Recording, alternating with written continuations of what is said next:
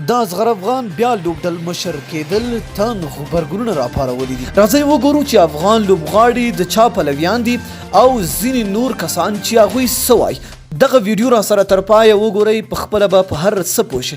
ګرانو زړه ته رانږدې مینوالو، یو ځلې بیا مو په سلامونو هرکلی کوم. تېره ورځ د ډسمبر په 11 افغان کرکټ بورډ اصغر افغان بیرته لوبډل مشر وټاکه. دا ټاکنه ناڅاپي وه، داسې لکه څنګه چې اصغر د لوبډل مشرۍ څخه لرې کړل شو. د 2019 کال نړیوال جام وړاندې د اصغر افغان د لرې کېدو باندې ولس ناخوښه وه او دا ځلې بیا به بیرته راتګ هم ناخوښ برېښي. ولس په دې باور دي چې د ډېرو لوبډل مشرانو اړول راړول مو په نړیواله سطحه د کرکټ اعتبار ته زیان رسولی او رسوي. په نړیوال جام کې ګلبدین نایب لوبډل مشر شو، خو محمد نبی او راشد خان په مخالفت ټویټونه وکړه. تر نړیوال جام وروسته راشد خان لوبډل مشر شو، خو ګلبدین نایب ورته ښه راغلاست ووایي. خو دا ځل چې په ناڅاپي ډول اصغر بیا لوبډل مشر شو، ګلبدین نایب اکثرو کرکټ پوهان او خلکو دا پریکړه په مستقیم ډول وخندله. ګلبدین نایب په خپل رسمي فیسبوک پاڼه په ژوندۍ بڼه ویډیو کې د نړیوال جام په اړه او نور خبرو وروسته ګواښ وکړ چې دی او ځینې نور لوبغاړي د اصغر افغان په لوبډل مشرۍ کې لوبه نه کوي. د کرکټ بورډ د رهبرۍ غړي او د ولسمشر سلاکال ضیاء الحق عمرخیل هم دا پریکړه یوه غیر مسلکي او احساساتي وبلله. د کرکټ بورډ اړوند چارواکي او کسان به پرېږدو. راځئ پوه شو چې په ټولنیزو رسنیو کې څه خبرې دي او خلک څه وایي. لومړی راځو لیکوال او ژورنالیست صالح محمد صالح ته.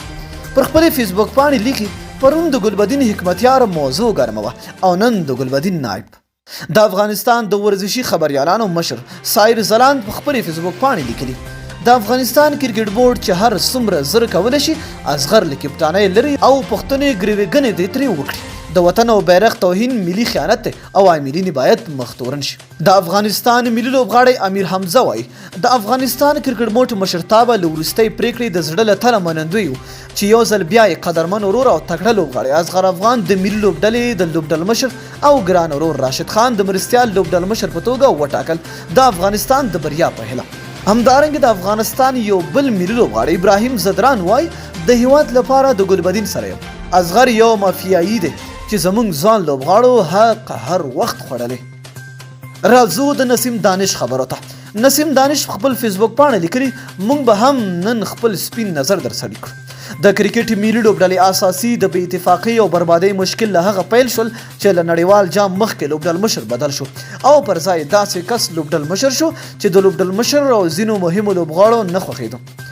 بیا هم دا مشکل حل کېدی شول، خو چې ځینو سیاسي او د کرکټ بورډ پخوانیو چارواکو مثبت رول لوبولی وي، د هیوادوالو احساسات او ګټې په نظر کې نیولی وي، خو په ځانګړې توګه عاطف مشعله او شفیق ستانکزی د لوبډلې په بې اتفاقولو او بنیادي مشکل جوړولو کې په ډېره بې شرمۍ سره منفي رول ولوبوه او د دې تاوان جبران کول به سخت کار وي.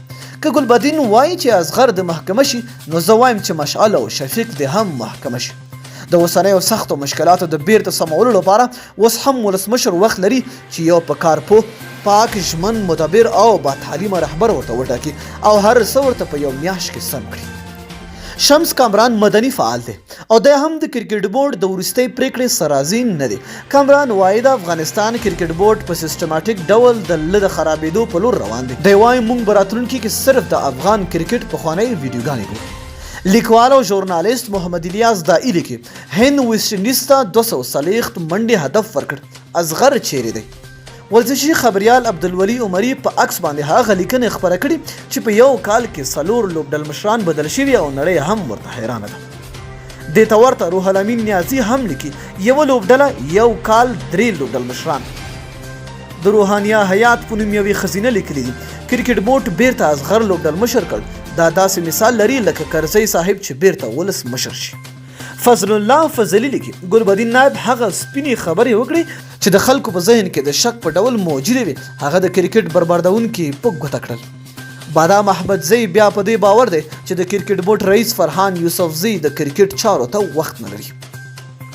فرید الله سعادت هم د ګلبدین نایب نظر راخیستی او لیکي چې ګلبدین نایب وایي د اصغر پښتون کې لوبه نه کوم. هارون لیوال لیکي، هغوی دې مړه وي چې د افغانانو د احساساتو او ملي بیرغ درناوی یې ونه کړ. ورزشي خبریال سمی سیرت هم په همدې باور دی او لیکي چې افغانستان کې چې څوک د موقف څخه لویږي بیا رښتیا ترې ویل کېږي. محمد اسماعیل ملکزی بیا د ګلبدین نایب د خبرو پر وړاندې خبرګون ښودلی. ملکزی لیکي ګلبدین نایب باید میاشت مخکې د نړیوال جام رازونه برسېره کړي وای. ورزشي خبريال خپلواک دریځ هم د کرکټ بورډ د پریکړې څخه ناخوښ دی. لیکلی دی زه بیا راغلم، دا زما میراث او حق دی. طاهر ابشار د کرکټ مبصر او لوبغاړی دی. د اصغر راتګ د ملي احساس تک بولي او د په نظر عاطف مشعل د کرکټ خرابوالي کې بریالی شو. دې ته ورته د اصغر مینوالو د لوبډل مشر ته لبیک او د زړه د اخلاص مبارکۍ ورکړي. خو داسې ښکاري چې د لوبډل مشر بدلون به یو ځل بیا په کرکټ بورډ کې ژور بدلونونه راولي. د کرکټ بورډ غړی ګلالۍ نور صافی هم د کرکټ بورډ وروستۍ پریکړه باندې بې خبري ښودلې او دا پریکړه یې ناسمه بللې. نو دوستانو ستاسو څه نظر دی؟ لاندې په کمنټ کې موږ سره خپل نظر شریک کړئ. تر بیا بلې ویډیو د الله په امان.